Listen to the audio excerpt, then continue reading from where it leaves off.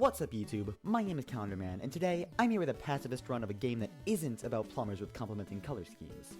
Mutant Mudds is an action platformer that couldn't quite decide whether it wanted to be on the NES, SNES, or Nintendo 64, so it combines 8-bit and 16-bit art styles with a world that is kinda 3D, but also not really 3D. It's also a game about using your trusty Nerf Super Soaker to kill aliens and save the world. But I accidentally broke mine last week, so we're just gonna have to do without it.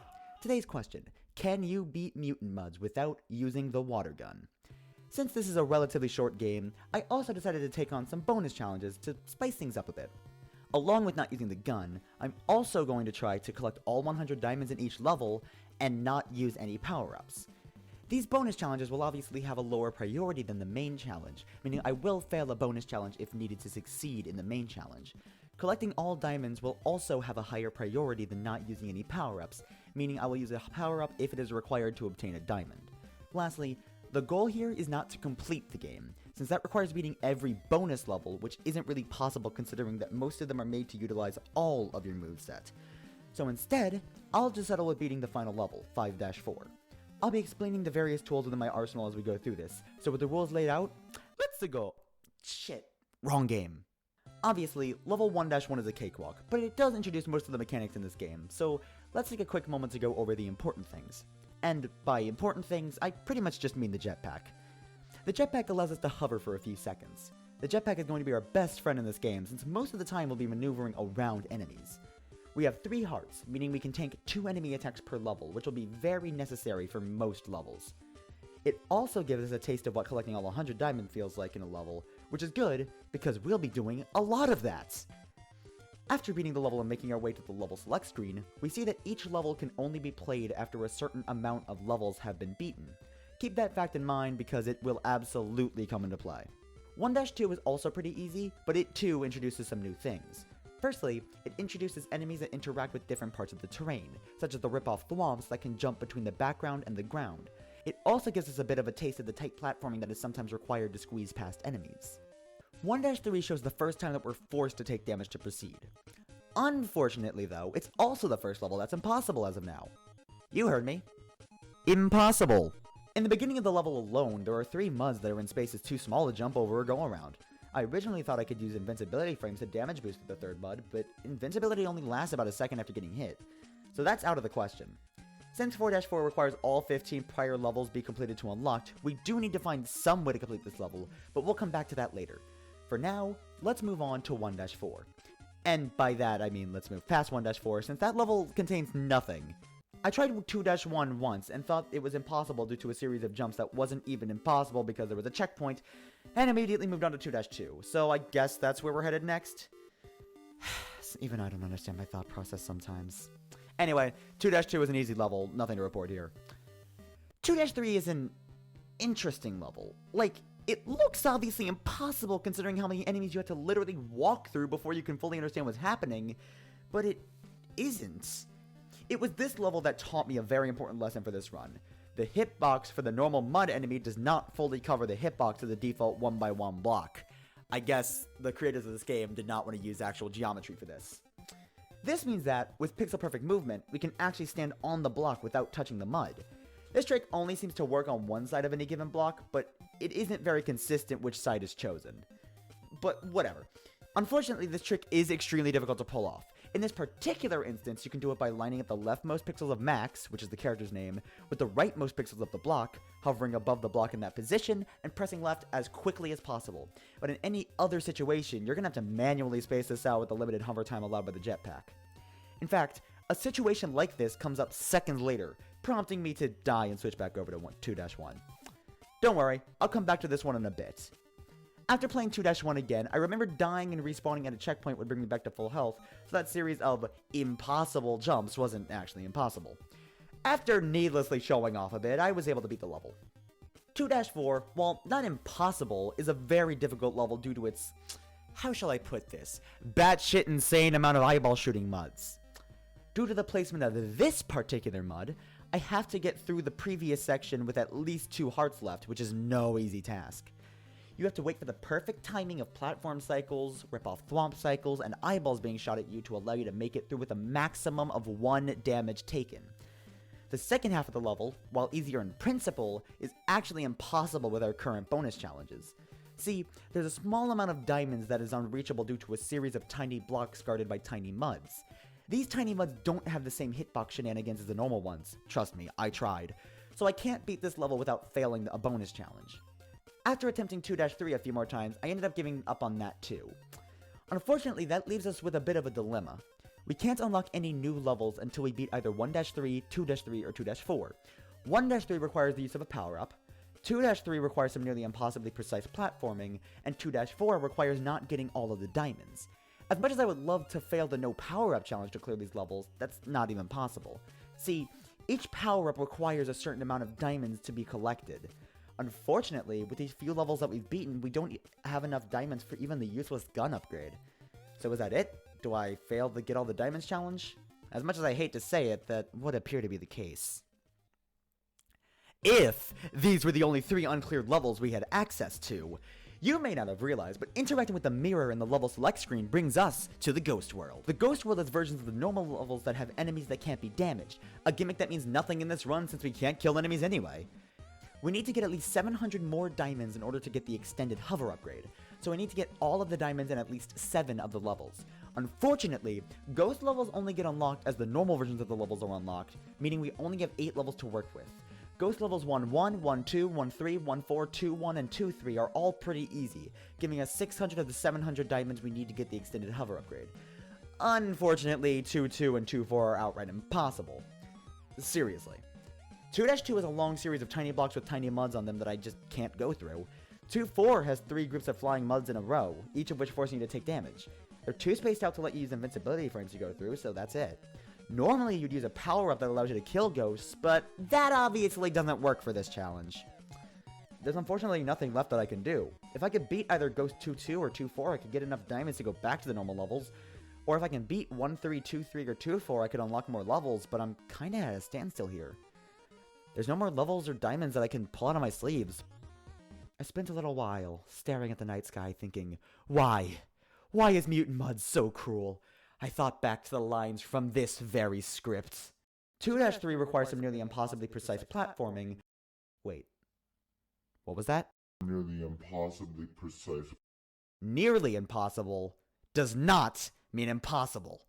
It was then that I decided to put on my big boy pants and return to the fray. After a while of attempting the pixel-perfect block jump in 2-3, I was finally able to make more progress within that level.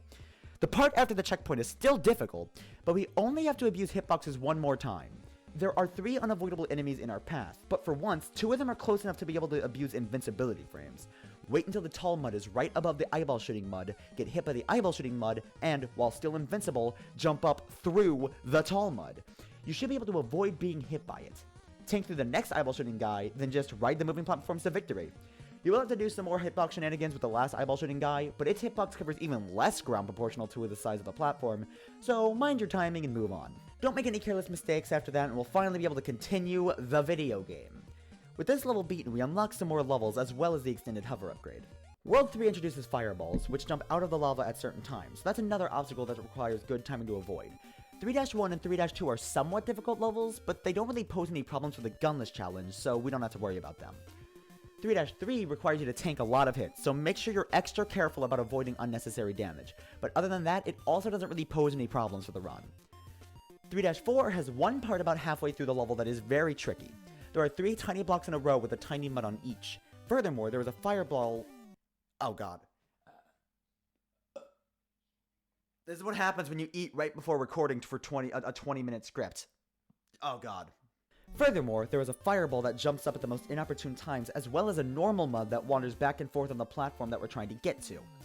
We can get past the tiny muds by jumping, not hovering, to the next block and jumping as soon as we can to get on and off of that block as quickly as possible. You can do this on either the second or third tiny block, though I recommend doing it on the second. You can try to time your jumps so the fireball and wandering mud don't kill you, but that's easier said than done, so just brute forcing your way through is also an option. I'll let you guess which option I chose. Be wary of the floating Cyclops mud that blocks the hallway to the checkpoint, and you'll be golden. The rest of the level is much easier than that last part, so you should be able to go through it with relative ease. World 4 introduces the Cloud enemy, which can blow you into the ground or foreground depending on whether in the background or ground respectively. This world is where the difficulty really picks up, with it containing a lot more instant death spikes and pits, as well as generally tighter platforming. That being said, 4-1 is a pretty easy level. None of the enemies are really hard to avoid, and the spikes are pretty spaced apart. Before going to 4-2, I decided to return to 1-3 with our newly unlocked power-up, the vertical boost. This does unfortunately mean that we failed the bonus challenge, but I did still try to minimize my usage of power-ups anyway, since they're pretty overpowered. Anyway, now we can vertical boost right past 2 of the previously required hits and make our way to the rest of the level. Since it is a World 1 level, the rest of it is pretty easy, so we can finally check 1-3 off the list. We can also return to 2-4 with the extended hover upgrade to check that one off the list too. The strategy is pretty simple. We don't actually need to collect all 100 diamonds in one run, we just need to get them all. What I did was to first get all of the diamonds in the background section at the end of the level first, and just beat the level like that. Then I replayed the level, but instead went into the foreground and got all of those diamonds. Now is when we actually grab the extended hover upgrade. We need to make our way back to the 2 jump pads, but we don't want to actually use either. Jump to the first tiny block and tank the hit from the first tiny mud. Jump to the second tiny block, which is thankfully mud-free, and grab the last 2 diamonds. Then hover over the third block, passing over the tiny mud in the process. Then, we just need to get to the goal and we'll have completed 2-4 with all 100 diamonds. Though they were introduced a while ago, 4-2 is the first level where night muds pose a large threat. Night muds move much faster than normal muds and thrust their sword at max whenever he gets close to them. There are 2 jumps that require us to take damage before the checkpoint, so we need to get past the 2 night muds at the beginning without taking any damage. The general strategy is to bait the knights into lunging so that we can sneak past them, but again, that's easier said than done. The first knight especially requires a very tight squeeze to get past, but it is possible. Jump and hover to bait the first knight into lunging as far left as possible. Then try to walk directly behind it so that you can jump above and around it just before it turns around. The second knight is a bit easier to deal with. Again, jump above and around it, causing it to lunge in the process, and just walk to the right, keeping as much distance between you and the knight as possible. The next part requires very good timing and waiting for the right cycle. You need to avoid the flying muds as well as the cloud's airbursts, while also making sure you get all of the diamonds in the area. You also need to make sure you only get hit by each of the normal muds once, otherwise you'll die. I don't really know what timing works, so all I can say is try it yourself if you're curious. Anyway, the second half of the level is significantly easier than the first. When you get to the section with 2 pairs of flying muds, jump over the first pair, collect the diamonds, and then tank through the second pair. Be careful around the tiny mud on the jump pad and you should be good. 4-3 is a pretty easy level. It introduces the bomb muds, but they're placed in spots that make them pretty avoidable. Before the checkpoint, there are 2 knights that you need to tank hits from. Once you reach the checkpoint, it's best to die and respawn to get your health back and throw more hits to tank later. Be careful around the clouds, try to avoid the knights and bombs as best you can, and this level should be a cakewalk. With 1-1 through 4-3 beaten, we can finally move on to level 4-4. This level, as expected of the level that was only unlocked after the prior 15 were beaten, is very difficult. The beginning of the level is pretty simple, up until the part with 3 eyeball shooting muds. First things first, we need to be at full health for this part, so you need to complete the preceding section of the level flawlessly, which shouldn't be too difficult. Next, we need to ride the vertical moving platform, being very cautious as to not get hit by the eyeballs, jump over to the horizontal moving platform, and instead of riding it, jump down and collect all of the diamonds that are behind the eyeball shooting muds. To keep from falling on the spikes, we walk through the bottom mud, taking 1 heart of damage. Lastly, we just need to get back on the horizontal moving platform and actually ride it this time, getting hit by the trio of flying muds in the process. Take your time around the hammers and get to the checkpoint, cementing your progress in this level. I'm not entirely sure how I did the next section, so I'm just gonna play the clip.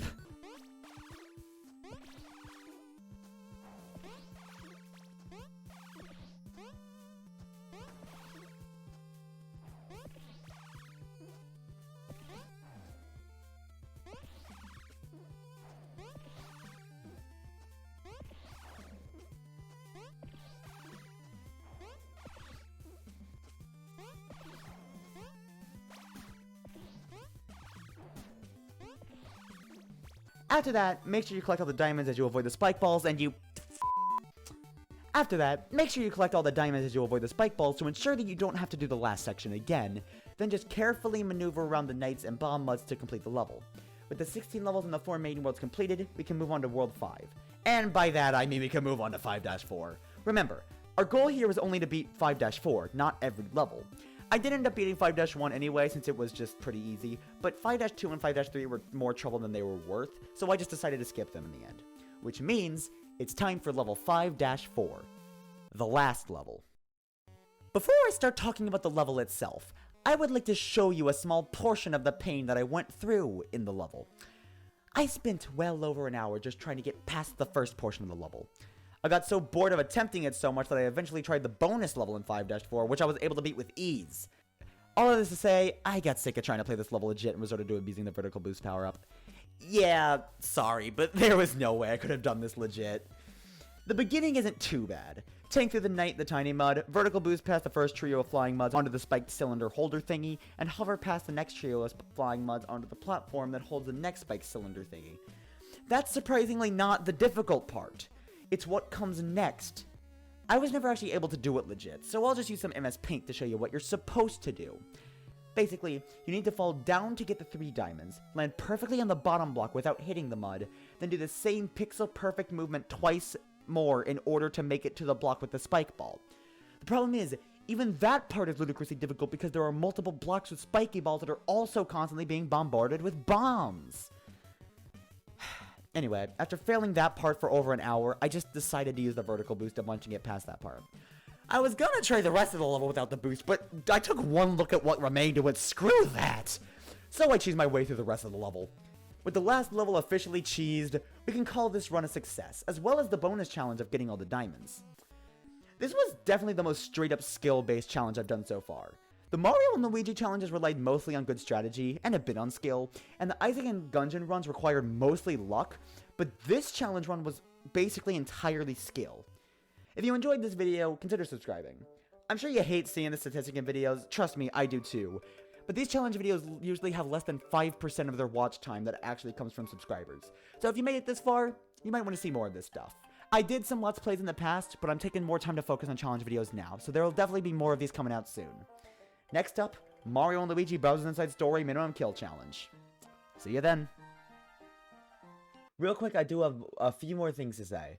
First of all, I'm really sorry this video took so long to get out. I wanted this to be out by the first week of December, but with technical difficulties, a lot of technical difficulties, that ended up not being possible. My editor, my editing software ended up screwing up a lot. It constantly hangs and freezes and crashes whenever I do the simplest things, and I don't know why. I've tried a bunch of stuff to fix it, but I just kind of had to tough through it. I didn't want to get a new editor because then I'd have to relearn how to use the editor, and that would have made this take even longer. So I toughed through it, and I'm probably going to have to tough through it for the Bowser's Inside Story video. We'll see how that goes.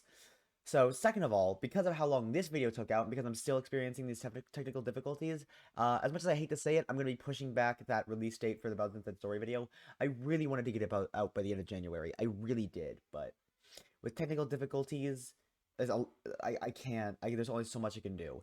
I'm going to aim for February, but March is looking the most realistic right now. With that said, now that I'm done with this, I will have other stuff, I will have more time to be working on the Bowser's Inside Story video now, because I started the script, but I haven't really been able to do much with it yet. But yeah, bye.